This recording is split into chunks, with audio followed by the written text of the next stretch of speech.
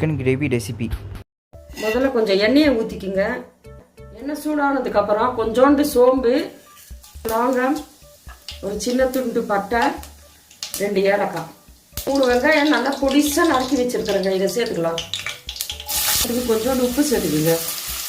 பொடிசாக நறுக்கி வச்ச 3 தக்காளி, இஞ்சி பூண்டு பேஸ்ட்டை சேர்த்துக்கலாங்க. இப்போ மசாலா பொருளை ஒன்று சேர்த்துக்கலாங்க.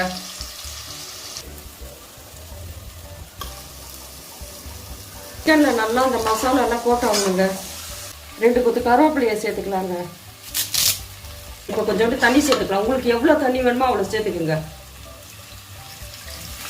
இந்த கிரேவிக்கு தேவையான உப்பை சேர்த்துக்கிறேங்க. ஒரு 25 நிமிஷம் அப்படியே சும்மா மூடி வச்சுக்கலாங்க. வாவ், சிக்கன் கிரேவி நல்லா சூப்பராக வந்திருக்கு பாருங்க. நல்லா சாஃப்டாக வெந்திருக்கு. இதை சுட சுட சாப்பாட்டில் போட்டு சாப்பிட்டா செம்ம சூப்பராக இருக்குங்க.